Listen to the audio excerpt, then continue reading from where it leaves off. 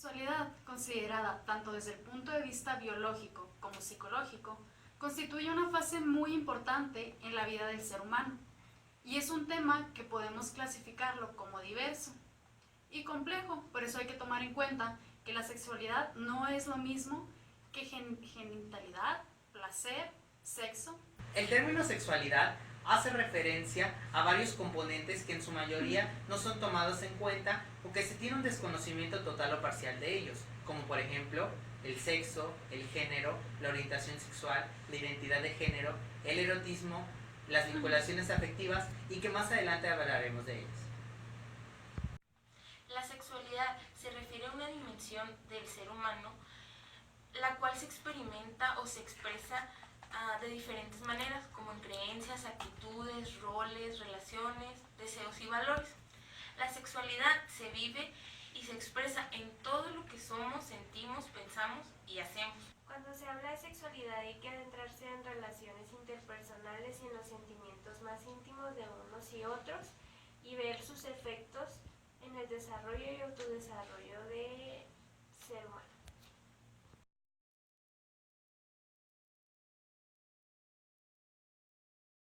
Bueno, pero ¿qué es la sexualidad?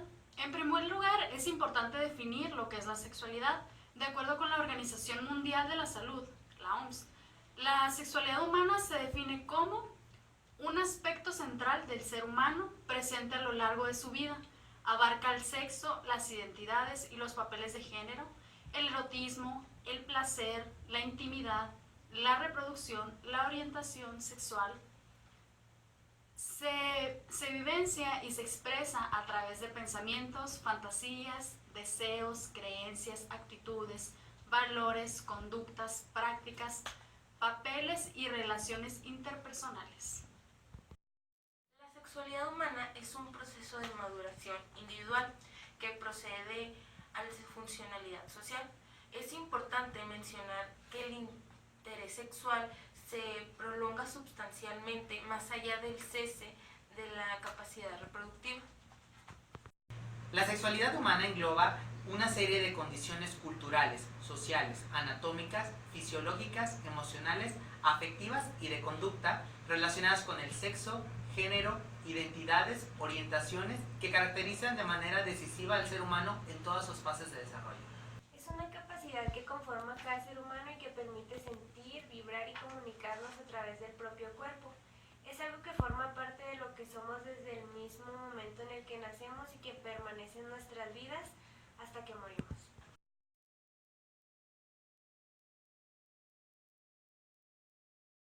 Conceptos básicos sobre sexualidad humana. Para comprender la sexualidad humana es importante tener en cuenta estos conceptos básicos. Sexo. Conjunto de características biológicas que definen a la persona como hombre o mujer. La sexualidad es una capacidad que conforma a cada ser humano y que permite sentir, vibrar y comunicarnos a través del propio cuerpo.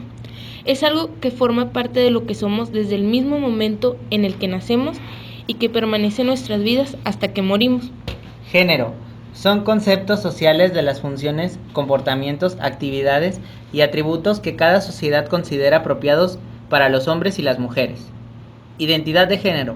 Es el marco de referencia interno construido a través del tiempo que permite a los individuos organizar un autoconcepto y a comportarse socialmente en relación a la percepción de su propio sexo y género. La orientación sexual es la capacidad de sentir el erotismo o vínculo emocional de un individuo en relación al género de la pareja involucrada en la actividad sexual. Erotismo. Es la capacidad humana de experimentar las respuestas subjetivas para despertar el deseo sexual, excitación sexual y orgasmo, y que por lo general se identifican con placer sexual. Vínculo afectivo es la capacidad humana de establecer lazos con otros seres humanos como se construyen y mantienen mediante las emociones.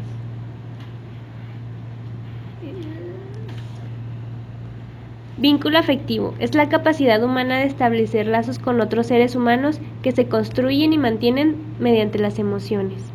Actividad sexual es una experiencia de conducta íntima, personal y sexual donde el componente erótico de la sexualidad es el principal. Salud sexual. Abarca bienestar físico, psicológico y sociocultural relacionado con la sexualidad. Evolución de la historia de la sexualidad. La sexualidad ha ido evolucionando junto con la mentalidad del ser humano. Las prácticas sexuales se encuentran en la mira moral y jurídica de todas las sociedades y en los más diversos momentos históricos. En la época de la prehistoria se cree que no había limitantes para el sexo ni reglas que regulan la relación entre hombres y mujeres. A pesar de esto, la promiscuidad no era algo común. Los objetos como genitales grabados en piedra, arte erótico, estatuas de genitales, entre otros, dan una idea de cómo era la vida sexual. La sexualidad era vista como reproducción antes de ser algo placentero. En Egipto, el incesto era permitido, siendo el más común el matrimonio entre hermanos. La mujer tenía una posición privilegiada, pero no en la familia. Incluso había prostitutas sagradas. En la antigua Grecia, la sexualidad tenía mucha importancia. Exaltaban el erotismo y la educación sexual era abierta. Aceptar la infidelidad, las orgías y la homosexualidad podemos observarlo en las historias de la mitología griega. Hacían culto a la virginidad. La homosexualidad de hombre o mujer era aceptada y no afectaba el estatus social de la persona. En Roma la sociedad era muy promiscua y liberal, donde las relaciones sexuales fuera de la pareja eran consideradas totalmente normales. Existía una gran libertad sexual. Podía tener relaciones con hombres, mujeres prostitutas y solo era criticado si no era capaz de mantener cada cosa en su lugar. Las prostitutas eran educadas para la conversación y el placer, eran inscritas en un registro. En la Edad Media, la única unión permitida era hombre y mujer, unidos en santo matrimonio y con fines procreativos. Cualquier otra relación llevaba a quienes las practicaban a los tribunales de justicia. Cuando un hombre partía a la guerra o de viaje durante largo tiempo, se ponía un cinturón de castidad a la mujer para asegurar la fidelidad absoluta. Al inicio del siglo XX fue importante por la liberación femenina para situar al hombre y a la mujer en un plano igualitario. Así empezaron a desecharse los tabúes del cuerpo y su capacidad sexual. Hombres y mujeres comenzaron a preocuparse por entender mejor el desarrollo de su capacidad y habilidad sexual. En nuestros días, la manifestación de la sexualidad ocupa un lugar muy importante dentro de la vida cotidiana. El rol sexual son los comportamientos que están determinados por el sexo biológico de una persona, como por ejemplo la menstruación, el embarazo y la lactancia en las mujeres, y la andropausia y la erección en los hombres. Pero no debemos olvidar que los fenómenos biológicos también reciben la influencia de actitudes y normas y los valores culturales.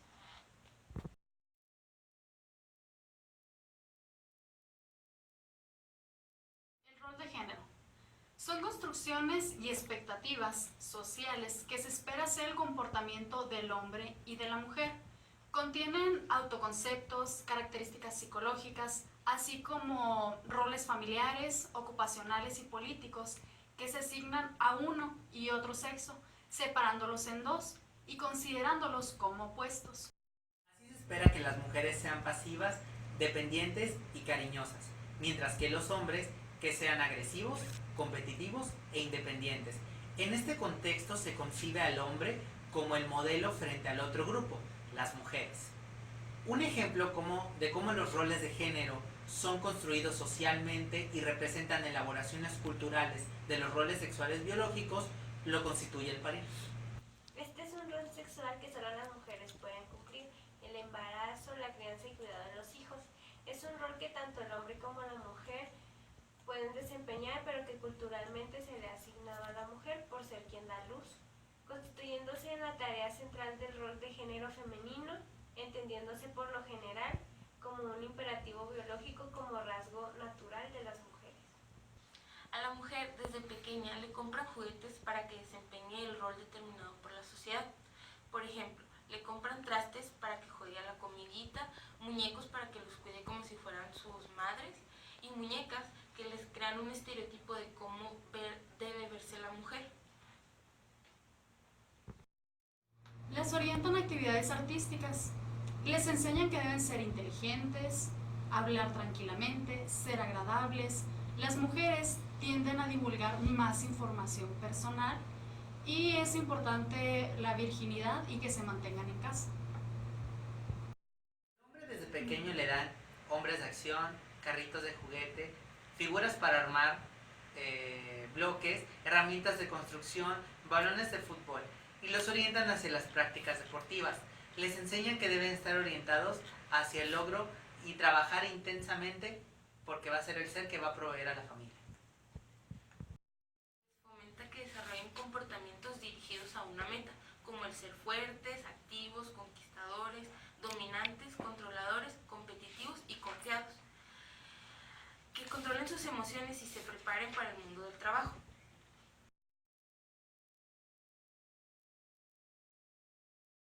Se conoce equidad de género a la defensa de la igualdad del hombre y la mujer en el control y uso de los bienes y servicios de la sociedad. Esto supone abolir la discriminación entre ambos sexos y que no se privilegie al hombre en ningún aspecto de la vida social, tal como era frecuente hace algunas décadas en la mayoría de las sociedades occidentales. A continuación se mostrarán algunas estadísticas que dejan entrever el estado actual de la equidad de género en nuestro país. Disculpa. Equidad de género. En México existen 33 hogares con jefatura femenina por cada 100 hogares con jefes hombres en condiciones de pobreza multidimensional. Por cada 100 pesos que gana un hombre por su trabajo, una mujer gana en promedio 75. En 2012, una mujer dedicó 22.1 horas semanales en promedio a los quehaceres domésticos, por 7.8 horas dedicadas por los varones. En 2013 laboraban en el sector construcción cerca de 76,000 mujeres de un total de personal ocupado de 689,243 personas. Del total del personal ocupado en las industrias manufactureras, en el año 2013, las mujeres participaron con el 34.3%. En el 2013, 1.850.868 mujeres tomaron parte en los servicios privados no financieros, tales como restaurantes, hoteles, contabilidad y auditorías, escuelas del sector privado, servicios legales y médicos, entre otros. Esto representa casi la mitad del total del personal ocupado.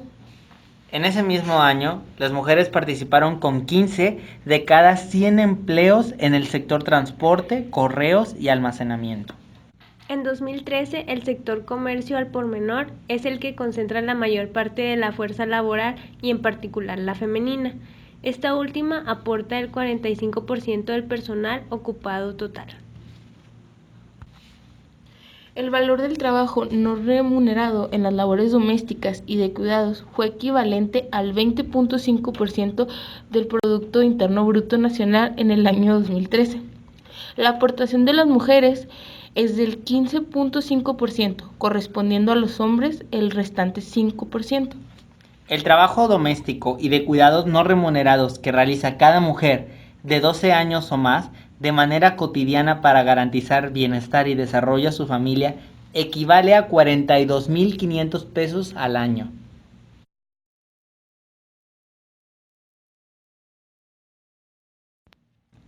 Orientación sexual y preferencias sexuales. La orientación sexual se define según las personas hacia quienes nos sentimos sexualmente atraídas y a quienes potencialmente podemos amar. Es la orientación erótica y emocional de una persona hacia los miembros de su propio género o del género opuesto. La clasificación popular identifica 3 preferencias sexuales. La preferencia sexual sugiere un grado de elección voluntaria que determina la vida sexual de una persona al establecer un género como objeto de deseo. Los tipos de preferencias sexuales son una construcción propia de cada individuo que se relaciona a partir del género. La heterosexualidad es aquella orientación donde el impulso y la atracción sexual se dirigen hacia personas del otro sexo. En nuestra cultura, la mayor parte de nosotros ha sido educado para la heterosexualidad, es decir, se da por hecho que las chicas van a sentir atracción por los chicos y viceversa. Esta educación, no debemos olvidar, es parte de un sistema social y cultural donde la familia es la unidad social por excelencia, entendiendo por familia a un hombre y a una mujer con hijos. Por lo tanto, es obvio que para la sociedad se mantenga como tal, es necesario mantener la familia Y para que se cree una familia y ésta pueda tener descendencia de una forma natural, la pareja deberá estar constituida por un hombre y una mujer. Esto ha llevado a determinar la unión heterosexual de hombre y mujer como una unión formal aceptada y validada socialmente.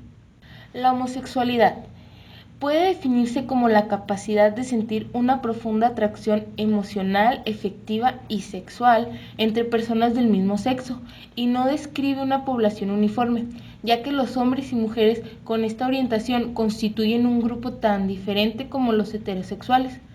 Desde los puntos de vista de la educación, la ocupación, el estilo de vida, las características de su personalidad y la apariencia física, se utiliza generalmente el término lesbiana para referirse a la homosexualidad femenina y gay para referirse a la homosexualidad masculina. La bisexualidad es la orientación mediante la cual la persona consigue satisfacción sexual y emocional con miembros de ambos sexos. La bisexualidad es una orientación permanente, si bien el relacionarse prácticamente con ambos sexos puede estar limitado a un periodo en particular. Tanto los hombres como las mujeres pueden ser bisexuales. Es importante reconocer que hay pocos estudios científicos sobre la bisexualidad y que las descripciones sobre ella que se han realizado se basan mucho en generalizaciones y aproximaciones.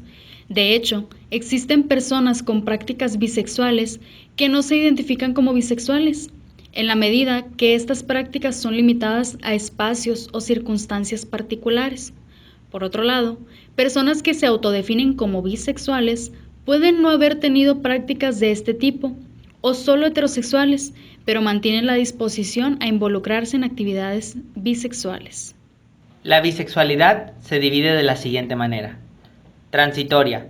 Una persona bisexual transitoria es aquella que probablemente está pasando de la heterosexualidad a la homosexualidad. Pasar en la otra dirección es menos común. El paso hacia cualquiera de esas direcciones puede ocurrir en un corto periodo de tiempo, pero puede tardar más de un año en completarse. Histórica. La persona bisexual histórica es alguien cuya orientación es esencialmente heterosexual u homosexual, pero que en algún momento ha tenido alguna experiencia o alguna fantasía con una persona cuyo sexo era contrario a su orientación. Secuencial.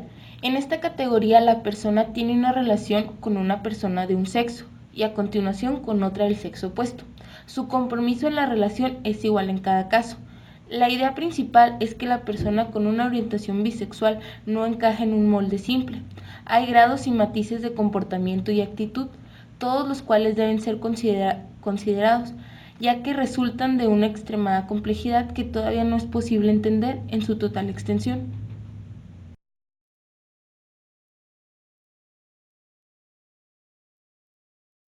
La identidad de género.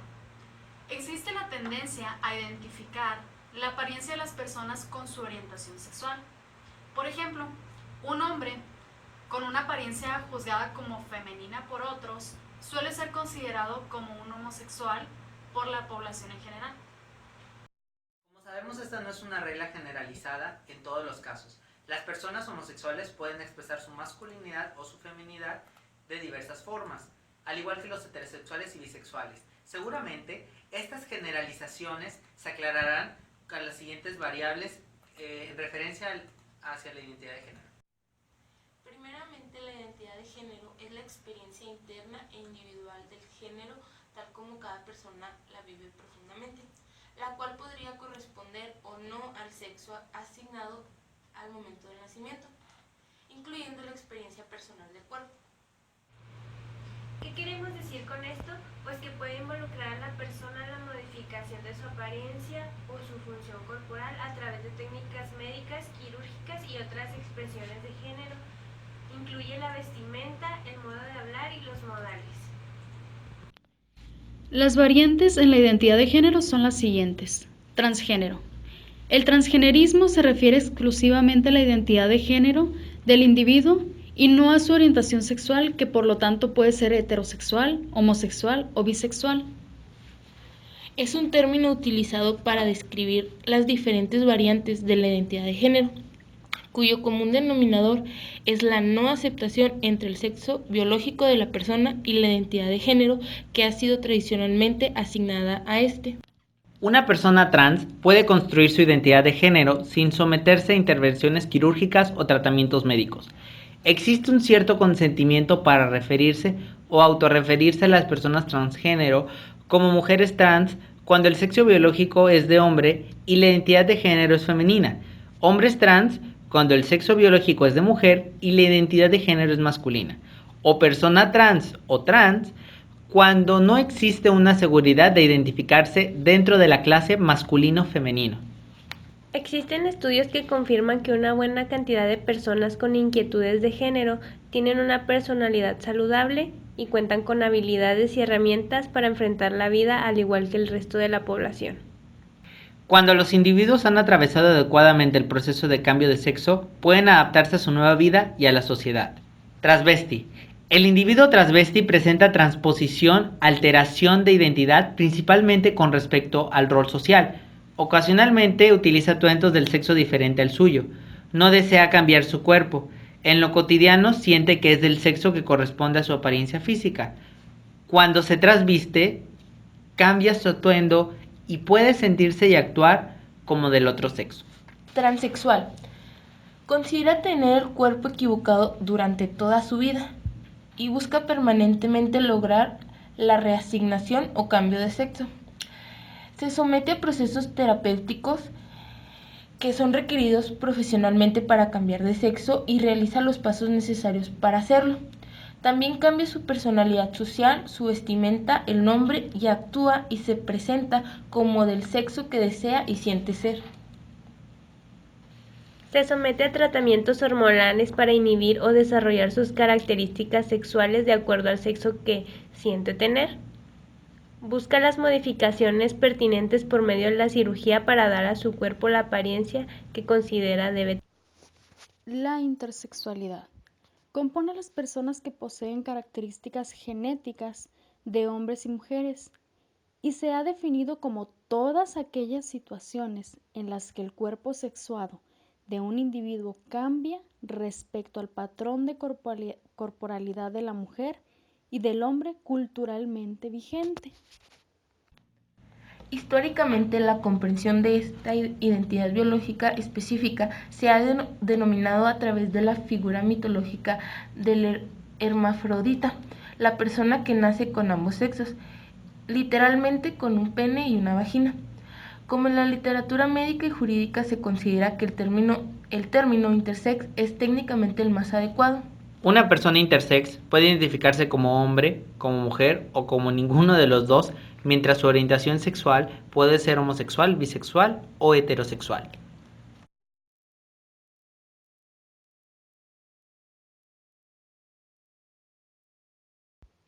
Las prácticas sexuales. La sexualidad, como ya vimos, no es solo un impulso biológico, sino también una fuerza que influye en muchos aspectos de nuestro desarrollo personal. Su ejercicio tiene que ver con la atracción física, los lazos afectivos hacia la pareja, la capacidad de dar y recibir amor, la capacidad de experimentar placer y la reproducción de la especie. Las personas tenemos múltiples posibilidades de expresar nuestras conductas sexuales. Entre ellas está la abstinencia, la masturbación y las relaciones sexuales. La abstinencia consiste en la decisión libre y voluntaria de no tener relaciones sexuales. Esta es una decisión válida, pero insistimos, nadie debe presionar a una persona para que la tome. Cada uno de nosotros tiene la habilidad de reconocer cuál es el momento de iniciar cualquier tipo de actividad sexual. La masturbación consiste en tocar y acariciar los órganos sexuales con la finalidad de obtener placer. Es necesario señalar que esta práctica no produce ningún tipo de enfermedad ni daño físico. Las relaciones sexuales son parte del ejercicio de la sexualidad. Son un lenguaje de comunicación entre dos personas que enriquece la vida e implica una gran responsabilidad. Cuando hablamos de relaciones sexuales, nos referimos a conductas en las que existe contacto entre genitales. Las relaciones sexuales tienen distintas finalidades. Las más comunes son las de dar y recibir placer, el encuentro amoroso entre dos personas y la reproducción de la especie. En la adolescencia empiezan a desarrollarse relaciones humanas diferentes hacia una persona en especial, que van evolucionando con el tiempo. La atracción física, el amor, el reconocimiento de las cualidades, la tolerancia de los defectos y el impulso sexual pueden llevar a la pareja a buscar mayor intimidad y entrega que puede culminar en relaciones sexuales. El ejercicio de la sexualidad tiene que ver con la atracción afectiva que sientes por tu pareja y sirve para expresarle tu cariño. Puede llegar a ser como el lenguaje de comunicación recíproca entre los dos. Además, es un ejercicio de responsabilidad por los sentimientos que se ponen en juego y por las consecuencias cuando se gesta un nuevo ser humano. Por esto, para la mayor parte de las personas en la regulación de la actividad sexual intervienen valores, principios y convicciones de carácter moral e incluso religioso, que varían según los diversos grupos de la sociedad.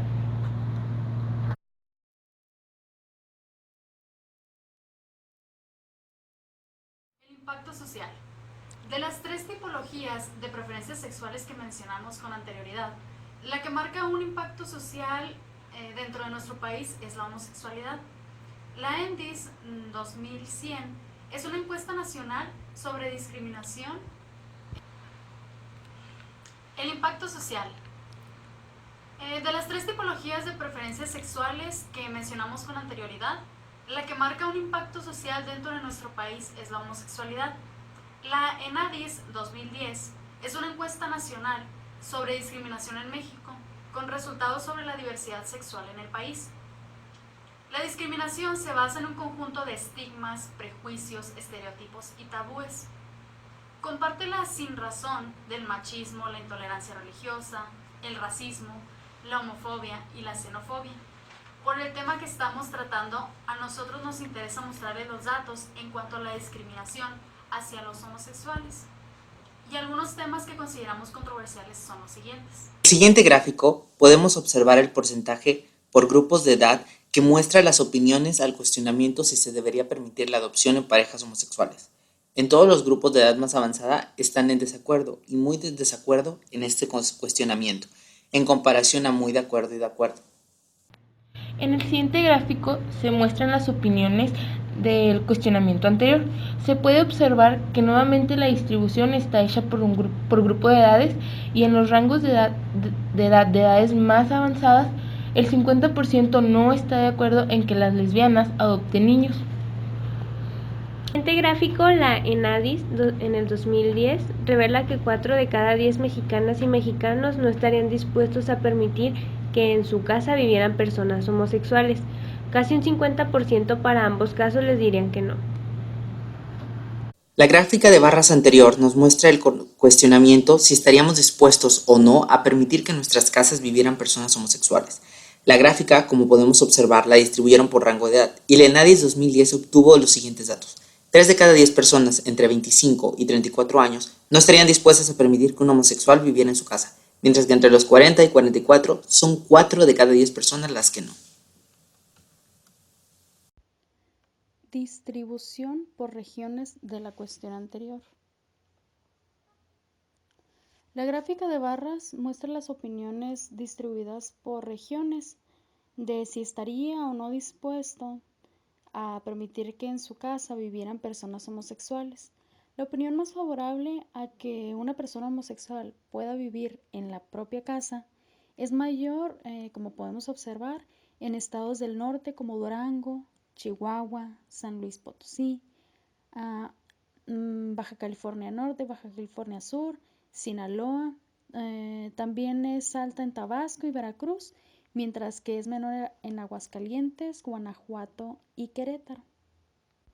Esto, como ya se había dicho, en referencia a permitir que en su casa vivan personas homosexuales. En la gráfica anterior podemos observar la opinión sobre qué tanto se justifica oponerse a que dos personas del mismo sexo contraigan matrimonio, donde el 67.8 opina que no se justifica en nada, mientras que el 21.1 se justifica algo y poco. Y por último, el 6.8 se justifica que mucho. Casi 3 de cada 10 personas en México consideran que se justifica mucho, algo y poco oponerse a que dos personas del mismo sexo contraigan matrimonio. En esta gráfica podemos observar la opinión del cuestionamiento anterior, pero por distribución por regiones. Al observar el comportamiento de las regiones, se advierte que en Tabasco, Veracruz e Hidalgo, Morelos, Puebla, Tabasco, 2 de cada 10 personas justifican oponerse al matrimonio de personas del mismo sexo.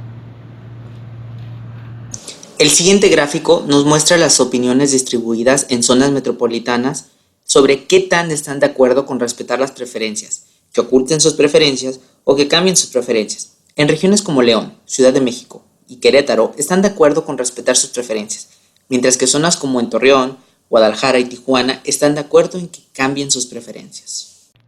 En el gráfico anterior podemos ver que se muestra la opinión sobre cuál creen que es el principal problema para los homosexuales, lesbianas y bisexuales en México. Hoy en día, el 52% opinó que la discriminación es uno de los principales problemas. El 26.2% opinó que es la falta de aceptación. El 6.2% opinó que son las críticas y las burlas. Y por último, el 6.1% opinó que es el respeto. Esta gráfica de barras muestra el cuestionamiento anterior con las opiniones distribuidas por edad. Como podemos observar, la discriminación es el principal problema para las personas homosexuales y bisexuales. La gráfica de barras anteriormente nos muestra la opinión acerca de cuál frase se acerca más a nuestra forma de pensar. En ambos casos, tanto hombres con un 73.2% y mujeres con 82.7% coinciden con que es mejor que las personas hagan públicas sus preferencias sexuales. Esta gráfica nos muestra la opinión acerca de si está de acuerdo con la idea de que en México no se respetan los derechos de los homosexuales. Podemos observar el porcentaje que está de acuerdo en parte con esta opinión. La encuesta reveló que 7 de cada 10 personas homosexuales y lesbianas suelen estar totalmente de acuerdo y de acuerdo en parte que en México no se respetan sus derechos. En la siguiente gráfica de barras se muestra la opinión de que en la mayor parte de las regiones se piensa que no se respetan los derechos de los homosexuales y bisexuales. Sin embargo, en regiones como Hidalgo, Morelos, Puebla y Tlaxcala, un 50.3% no está de acuerdo con esta idea de que no se respeten los derechos de los homosexuales y bisexuales. La gráfica muestra la opinión sobre qué tan tolerantes o intolerantes son ciertos sectores de la población con los homosexuales. Los entrevistados perciben más intolerancia en la policía y la gente de la iglesia o congregación, en contraste con la que percibe de su familia, amigos y los servicios de salud. El mapa de la República Mexicana muestra el estado de la legislación que aprueban los matrimonios homosexuales. En azul marino podemos ver los estados que aprueban el matrimonio a nivel estatal. En color azul más claro, otro tipo de unión con al menos una resolución judicial que apoya el matrimonio por igual. En color crema vemos que hay de 1 a 4 resoluciones judiciales que apoyan el matrimonio individual. En color café vemos que son 5 más resoluciones que apoyan el matrimonio. Se requiere legislación por parte del gobierno estatal. Y los que están en rosa, sin órdenes judiciales, pero el matrimonio es reconocido a nivel federal, lo cual aplica a todos los estados. El 4 de marzo entró en vigor en la Ciudad de México la ley que permite el matrimonio homosexual con todos los derechos, a pesar de que la Procuraduría General de la República ha presentado ante la Suprema Corte de Justicia de la Nación un recurso contra la ley, siendo el primer país en América Latina en permitir por medios no judiciales este tipo de matrimonio. El 12 de marzo de 2010 se celebraron las primeras bodas, que tendrán que ser reconocidas en todo el terreno mexicano. En ese mismo año, el 17 de mayo de 2010, se decretó en México el día por la tolerancia y el respeto a las diferencias, incluyendo en estas diferencias las preferencias sexuales.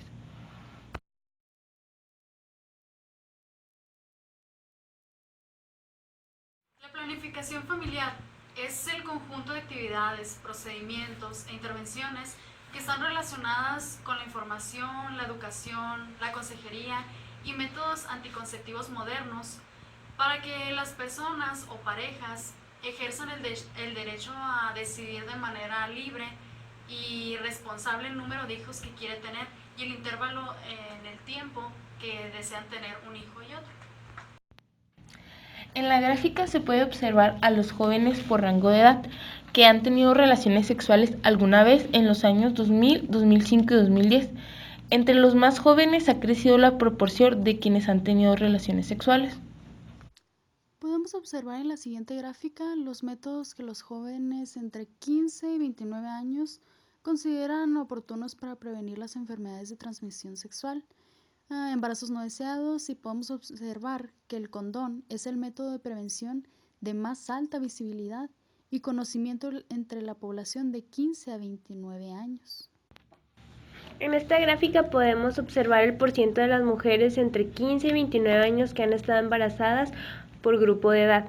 El embarazo a edades tempranas antes de los 19 continúa siendo alto del 6.6% antes de los 17 y de 19.2% entre los 18 y 19 años, y que casi la mitad de las mujeres de 20 a 24 años han estado embarazadas por lo menos una vez en su vida. En la Encuesta Nacional de Salud y Nutrición, en el 2012 se obtuvieron los siguientes datos. En el 2006, el 20.9% de las mujeres de entre 15 y 19 años habían iniciado su vida sexual, mientras que en el 2012 el 31.2% de este mismo rango de edad había iniciado. El conocimiento que tienen las adolescentes sobre el uso común es que más del 82% de las mujeres adolescentes tienen conocimientos básicos sobre el uso de este anticonceptivo. En la siguiente gráfica podemos observar que el porcentaje del uso del condón en la última relación sexual. En la imagen se puede observar el porcentaje con diferente color de la región de residencia de las adolescentes que usaron condón en su última relación sexual. En el siguiente gráfico podemos observar por grupo de edad a mujeres que implementan el uso de métodos anticonceptivos en la última relación sexual, donde el condón es el método conceptivo más usado en mujeres de 15 a 19 años, mientras que en mujeres de 35 o más no utilizan ningún método anticonceptivo. La razón es porque su situación sentimental es estable, por lo general ya que tienen una familia y decidieron operarse para no tener. Esta gráfica nos presenta el porcentaje del uso de algún método anticonceptivo en la última relación sexual por región de residencia. En la siguiente gráfica podemos observar la distribución porcentual del uso de los métodos anticonceptivos después de haber tenido un hijo, ya sea por una cesárea o algún parto natural. Y la manera en que se distribuyeron los porcentajes fue por edades, donde podía ser que no se utilizara ningún método anticonceptivo, algún otro, que fuera quirúrgico, que fuera el DIU, que fueran hormonales o que fuera el condón.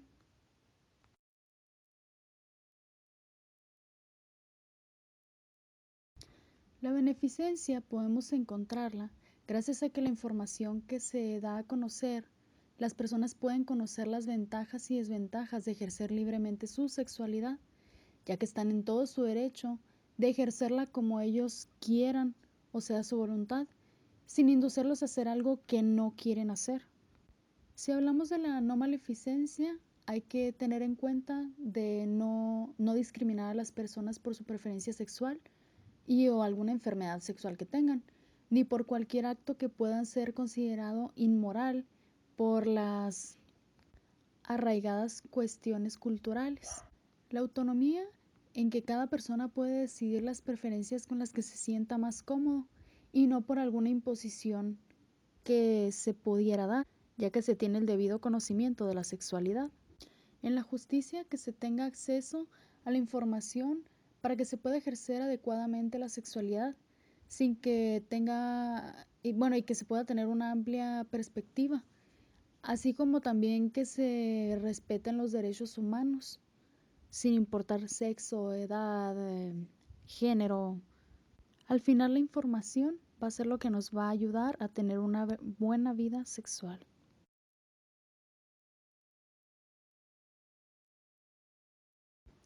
La sexualidad es algo que tenemos para toda la vida y define lo que decimos, pensamos y hacemos. En base a los resultados de las estadísticas, se ha ido creando legislaciones para combatir la discriminación que hay en el país. Acerca de la orientación sexual de las personas y que es compromiso del Estado mexicano que se cumplan estas legislaciones. Para así disminuir los problemas acerca de la discriminación, las críticas, las burlas, la falta de respeto hacia las personas con diferentes preferencias sexuales.